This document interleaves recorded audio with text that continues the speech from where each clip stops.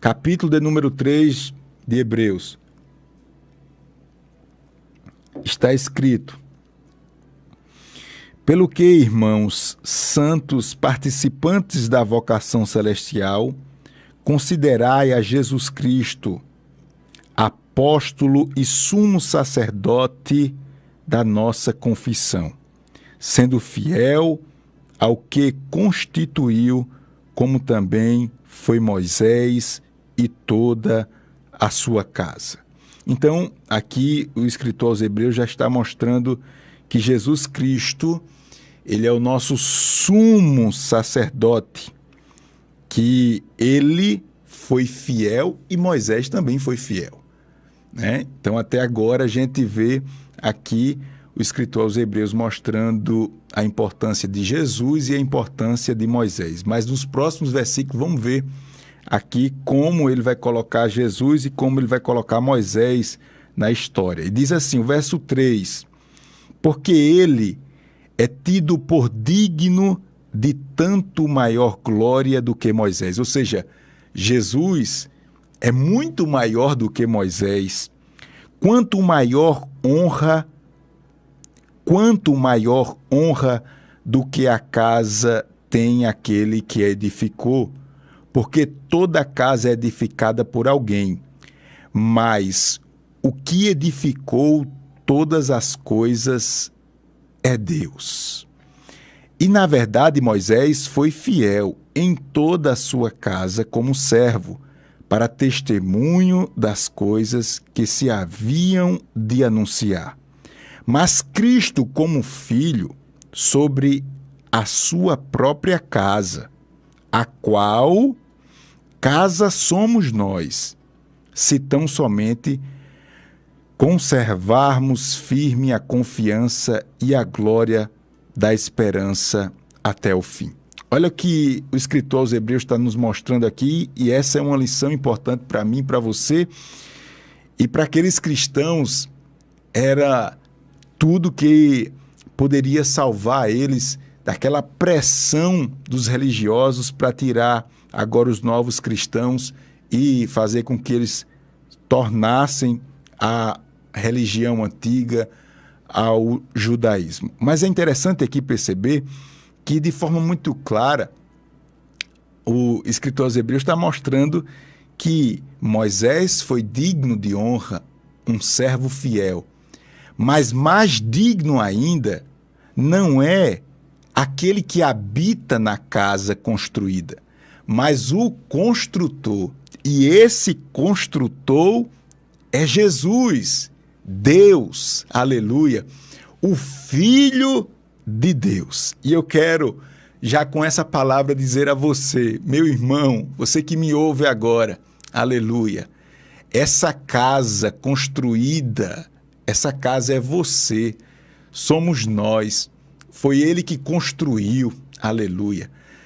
A palavra do Senhor diz que Ele pagou um grande preço, que o seu corpo já não é mais seu, portanto, glorificai a Deus em vosso ou no vosso corpo. Tudo é dele, tudo é para Ele, tudo é para a glória dele, aleluia. Ele é superior aos profetas, aos sacerdotes. Ele é o seu Jesus, o seu Deus. Verso 7, vamos continuar aqui. Portanto, como diz o Espírito Santo, se ouvirdes hoje a sua voz, não endureçais o vosso coração, como na provocação no dia da tentação no deserto, onde vossos pais me tentaram, me provaram e viram por 40 anos a minha ou as minhas obras. Olha só, é interessante a gente perceber aqui que a gente tem agora um ensinamento, e esse ensinamento ele aponta para a grande oportunidade que o Senhor nos dá. Isto é, naqueles dias em que o povo estava sendo conduzido para a terra prometida e estavam no deserto sendo tratados por Deus, era assim, ó. Deus queria que o povo aprendesse uma grande lição no deserto. Guarde o que eu vou lhe falar agora. E essa lição é muito simples de entender. Deus queria apenas que o seu povo aprendesse a depender dele. Pastor Júnior, eu preciso de uma palavra da parte de Deus para mim, pastor, como uma resposta. Pois bem, nesta noite em campanha, segundo encontro da nossa campanha Glória da Segunda Casa, Deus está dizendo, meu filho, eu estou permitindo situações na sua vida para que você aprenda a depender de mim.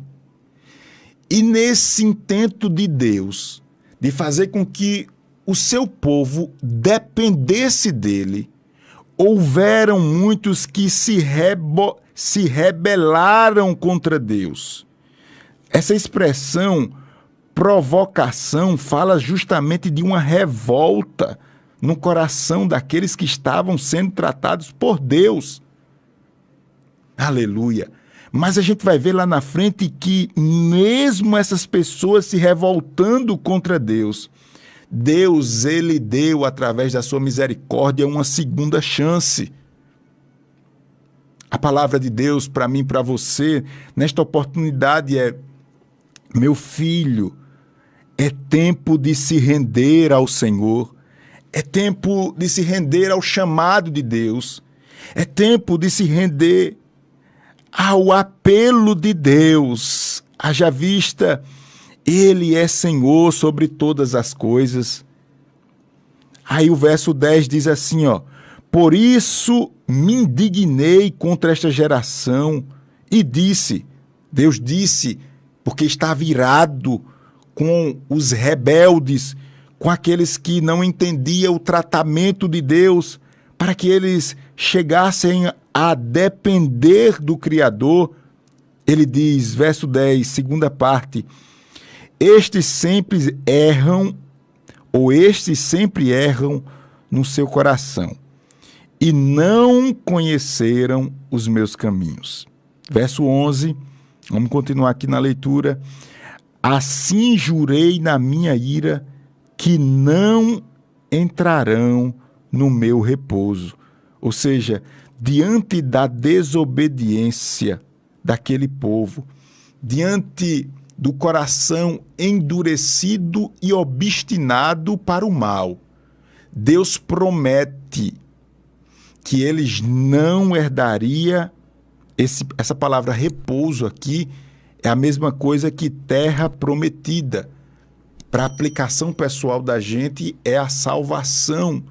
Ou seja, aqueles que estavam com o coração endurecidos, aqueles que estavam obstinados ao erro, de pecado em pecado, de desobediência em desobediência, esses receberam de Deus a promessa que não herdaria a salvação ou a terra prometida. Agora imagine as pessoas que estavam agora pensando em abandonar a fé, o cristianismo, e voltar para o judaísmo. Quando eles recebem essa palavra, eles são agora confrontados com a verdade de Deus. Nós estamos sendo confrontados com a verdade de Deus. Nesta oportunidade, é Deus dizendo, meu filho, não esmoreça nos meus caminhos. Não esmoreça nos meus caminhos. Verso 12. Você que está ligando o rádio agora, tá? Eu sou o pastor Júnior Teste, nós estamos com milhares de irmãos participando de uma campanha com o tema A Glória da Segunda Casa será maior do que a da primeira. E uma das atividades dessa semana é ler a Epístola aos Hebreus, tá certo? Na verdade, a gente vai ler essa semana toda a Epístola aos Hebreus. Então, você que está aí, parou um pouquinho, pastor, eu quero participar. Então, declare com a mão no coração, olhando para frente, para o horizonte, de forma muito equilibrada, diga, eu me alisto a esta campanha, tá certo? A glória da segunda casa. E aí, abra sua Bíblia e vamos continuar aqui em Hebreus, capítulo de número 3, verso 12. Vamos correr aqui, porque a gente precisa vencer aqui essa etapa, se Deus quiser. Diz assim, ó, versículo 12 do capítulo 3 de Hebreus, acompanha aí na sua Bíblia. Diz o texto sagrado: vede, irmãos, que nunca haja em qualquer de vós um coração mau e infiel, para se apartar do Deus vivo. Agora, a palavra de Deus é direto para aquele povo e diga, olha, a verdade é essa, que Deus, ele é bondoso, mas ele também se ira. E ele excluiu aquele povo obstinado da salvação, da terra prometida ali no Egito. E agora, vocês que estão participando da campanha A Glória da Segunda Casa será maior do que a da primeira. Vocês, ouvintes da Rádio Novas de Paz, é Deus falando, vocês precisam estar atentos e não deixar o coração de vocês caminhar para o mal e ser infiel, para que vocês não se apartem do Deus vivo. É uma exortação, é um chamado de Deus. Tanto é que no verso 13 está escrito, ó, antes exortai-vos uns aos outros todos os dias. É o que eu estou fazendo aqui. Se você está decidido a participar dessa campanha, eu vou pegar nas suas mãos e você vai pegar na minha. Você vai pegar nas mãos dos homens e mulheres que oram, que estão participando dessa campanha, das nossas dirigentes do Círculo de Oração, das componentes do Círculo de Oração, do Cenáculo da Cruz Cabugá. E a gente vai andar de mãos dadas, sabe? A experiência de um vai servir para o outro, a oração de um vai servir para o outro. É o que a Bíblia está dizendo assim, vocês têm que cuidar de estar uns com os outros em exortação. Aí aqui, ó, diz assim o verso 13, ó, todos os dias. É o Espírito Santo falando aqui comigo, com você. Meu filho, você precisa atentar para um cuidado diário com as coisas de Deus. Verso 13. Antes exortai-vos uns aos outros todos os dias, durante o tempo que se chama hoje. Esse tempo que se chama hoje, se você ver aqui, o hoje está maiúsculo, esse hoje, ele aponta para uma grande oportunidade e uma nova oportunidade. É justamente aplicando na vida da gente essa campanha. É uma oportunidade, uma grande oportunidade, você que liga o rádio agora, de você estar em comunhão e exercitando a sua vida espiritual. O tempo é hoje. Essa campanha é uma oportunidade hoje para você, para que nenhum de vós se endureça pelo engano do pecado. Guarda essa expressão aqui, e se a gente tivesse tempo, eu pregaria aqui, eu acho que 1 hora sobre esse versículo. Veja bem, tudo isso é para que o seu coração não fique endurecido pelo pecado. Eu estava conversando exatamente isto com o nosso pastor presidente hoje. Hoje eu almocei com o pastor no Templo Central, e a gente conversava exatamente sobre isso. A dureza dos corações. Quando a gente começa a acompanhar as coisas de Deus de longe, quando a gente começa a ser um cristão não praticante, a gente, sem perceber, a gente entrega o nosso coração a uma massa de concreto, sabe?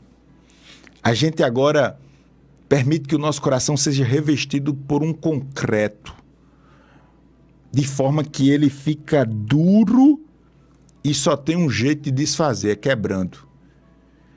E atenção, porque o sábio Salomão, ele vai dizer lá em Provérbios que o coração duro Deus quebra sem que haja conserto. E os corações duros não estão fora da igreja não, viu? Estão dentro da igreja. Esses corações duros são pessoas que ouvem a palavra, mas não se sentem mais, como eu posso dizer, confrontados com a palavra. Não cai mais uma lágrima dos seus olhos. Você não tem mais nenhuma atitude de caridade. Você já não tem mais temor e respeito pelas coisas de Deus. O pecado endureceu o seu coração. Você tem essa oportunidade, essa linda oportunidade de participar dessa campanha. E você, pastor, é mais uma, né? Eu vou ver, pastor, se dá. Talvez o seu coração já esteja sendo endurecido pelo pecado. Aleluia, glória a Deus. Porque nos tornamos participantes de Cristo, versículo 14. Se tivermos firmemente o princípio da confiança até o fim. Ou seja, não basta dizer que é. Não basta dizer que está acompanhando, que tem um nome no rol de membro da sua igreja. Você tem que ir firme com os princípios de Deus até o fim. Até o fim. Enquanto se diz, hoje, se ouvirdes a voz, não endureçais o vosso coração como na provocação. Ou seja, quando o povo estava revoltado com Deus no deserto. Se hoje você está ouvindo a voz do Senhor, não deixe para depois. Se renda. Porque se você não fizer isso, você vai estar agindo justamente como aquele povo no deserto estava se revoltando contra o próprio Deus. Versículo 16. Porque havendo-a alguns ouvido, o provocaram, mas não todos os que saíram do Egito por meio de Moisés. Eu já falei disso lá na frente. Nem todos que estavam no Egito, ou melhor, no deserto, eles se revoltaram contra Deus. Outros permaneceram fiéis. Mas com quem se indignou por 40 anos? É uma pergunta, versículo 17. Não foi porventura com os que pecaram, cujos corpos caíram no deserto? E a quem jurou que não entraria no seu repouso ou na terra prometida ou na salvação, senão aos que foram desobedientes? E vemos que não puderam entrar por causa da sua incredulidade. A incredulidade fez com que o povo não acessasse, não tivesse condição de acessar a salvação, no caso aqui concreto, a terra prometida. Deixa eu tomar um pouquinho de água aqui. Quem está feliz com Jesus, quem está recebendo de Deus, diga amém. Glória a Deus. E vamos aqui finalizar lendo o capítulo de número 4. São 10 horas e 42 minutos. 10h42 aqui na Rádio Novas de Paz. Só quem está feliz com Jesus, levante sua mão e diga glória a Deus. Daqui a pouco a gente vai orar, viu? Daqui a pouquinho nós iremos orar. Daqui a pouquinho nós iremos orar. Você que chega agora, Pastor Júnior, o que é que está acontecendo?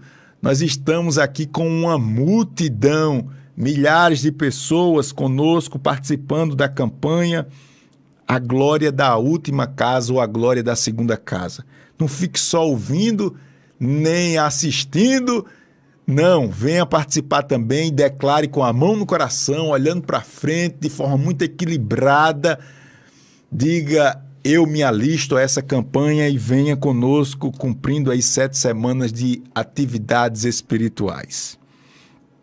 Amém? Desculpa, vamos lá. Capítulo 4, vamos com a Bíblia aberta, tem que abrir a Bíblia, viu?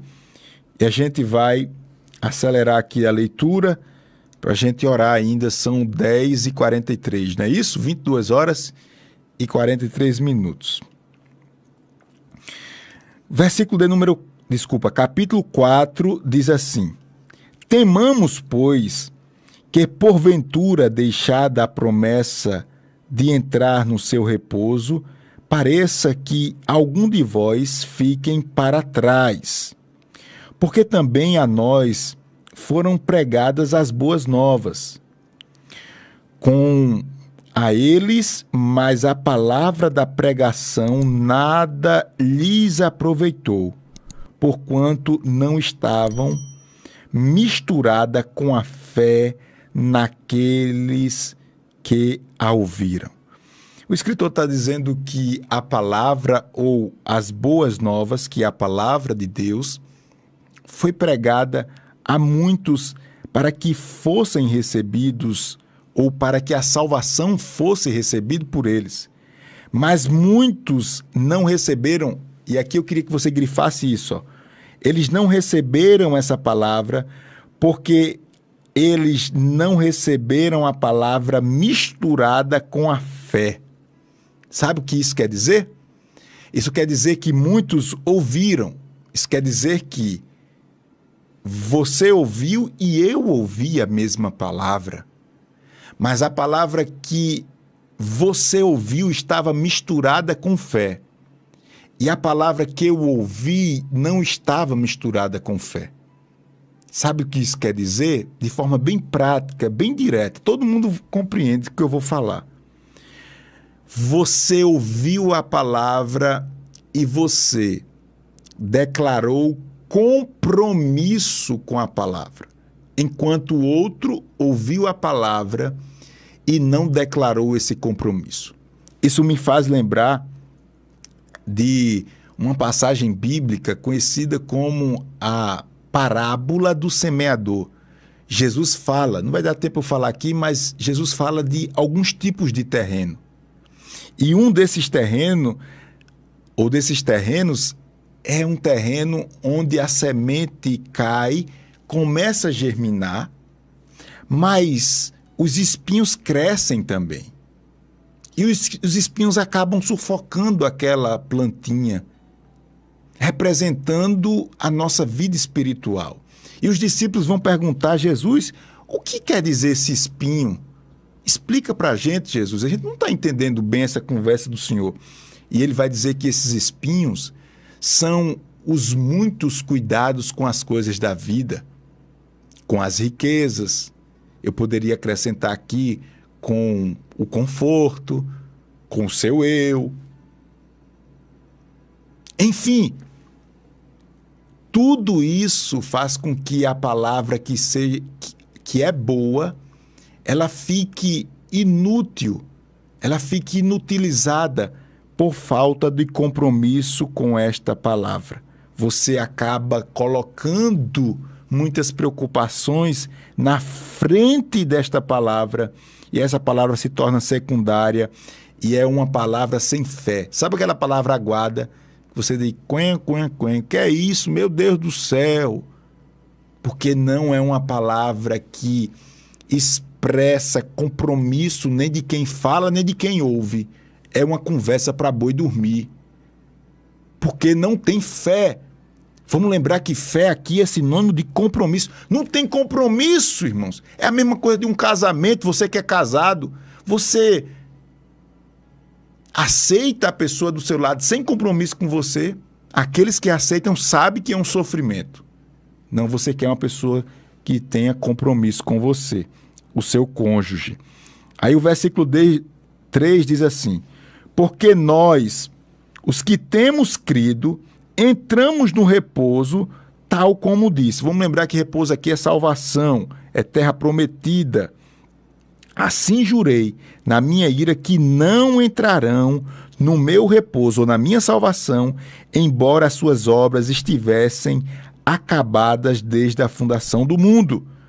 Porque em certo lugar disse assim do dia 7º, e repouso de Deus de todas as suas obras no 7º dia.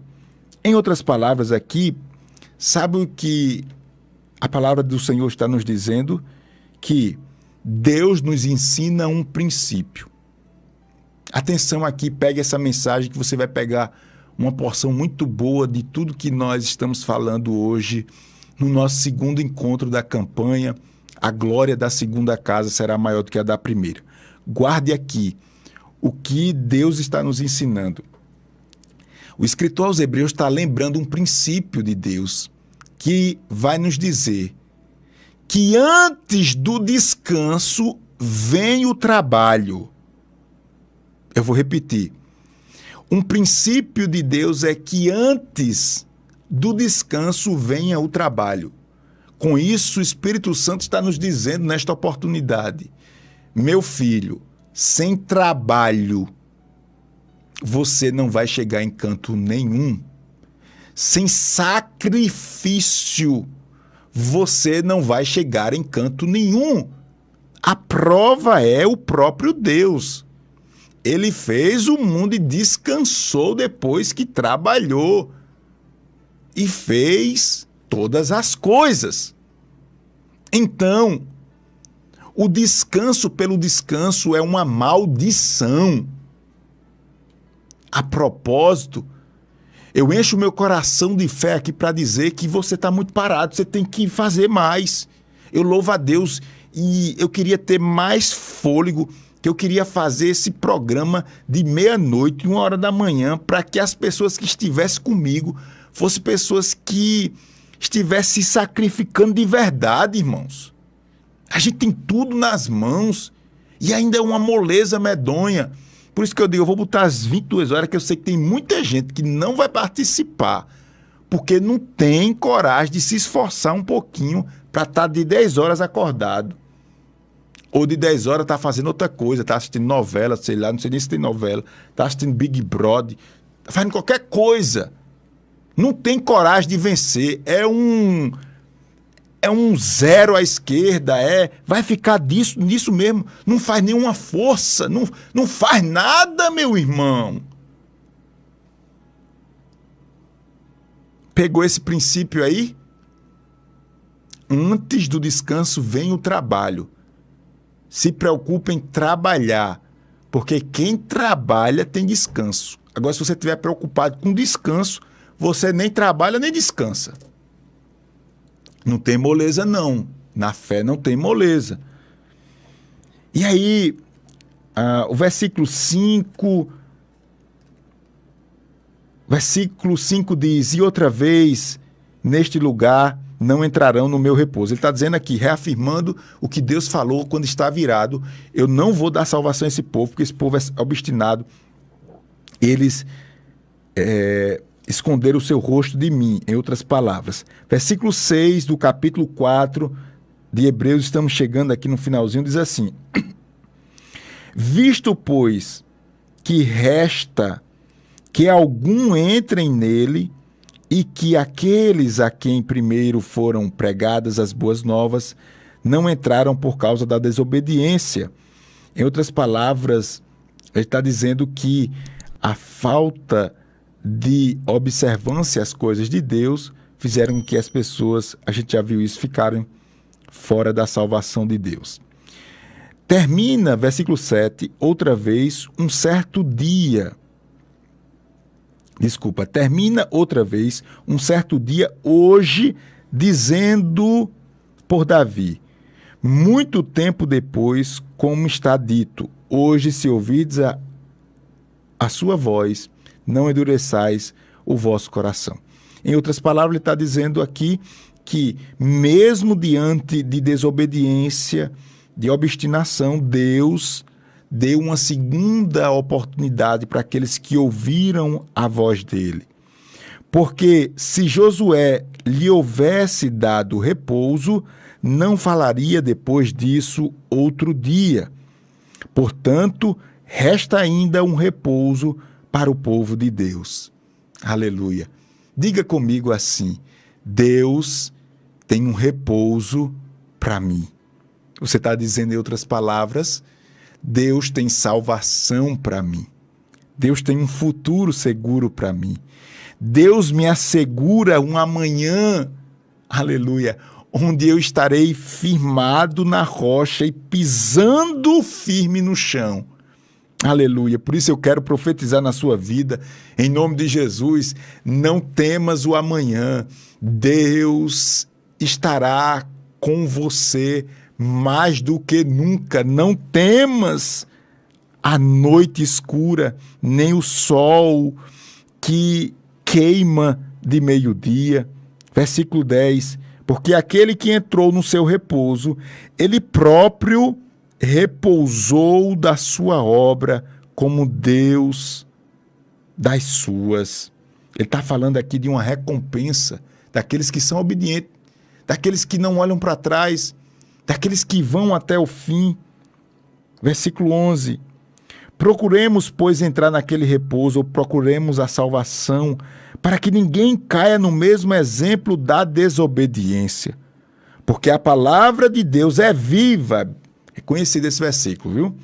Porque a palavra de Deus é viva e eficaz, e mais penetrante do que qualquer espada de 2 gumes, e penetra até a divisão da alma e do espírito, e das juntas e medulas, e é apta para discernir os pensamentos e intenções do coração. E não há criatura alguma encoberta diante dele, antes todas as coisas estão nuas e patentes aos olhos daquele com quem temos de tratar.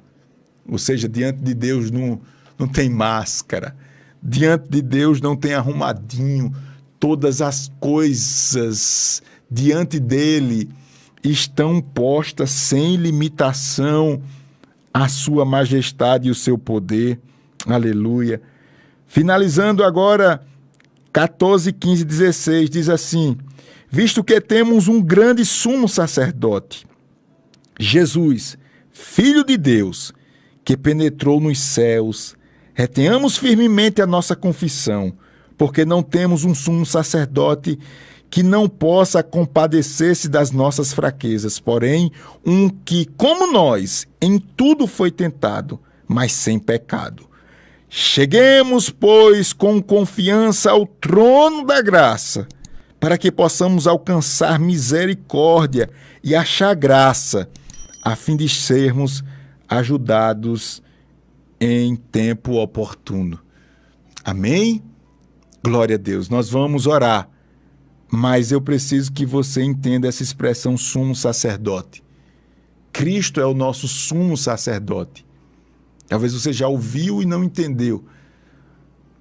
O sacerdote, ele representa o povo diante de Deus. É assim, ó. Quando Deus olha, o Deus justo, fiel, perfeito, quando ele olha para você, ele não vê você. Se ele visse você, você estava frito. Ele, quando olha para você, ele vê o seu representante. Quem é o seu representante? Jesus. E quando ele olha para você, ele vê Jesus. E quando ele olha para Jesus, ele vê o meu e o seu pecado perdoado. Limpo. Não tem culpa. Aleluia. Glória a Deus. Não tem condenação. Por isso que a Bíblia diz, olha, Jesus é o nosso sumo sacerdote. É o nosso sacerdote maior. É aquele que nos representa. Quando Deus olha para você e vê a sua realidade, e ao mesmo tempo Jesus se põe na frente e diz, eu sou. Aleluia. O preço do pecado do meu filho está perdoado, está pago. Portanto, que Deus nos abençoe. Amém. Glória a Deus.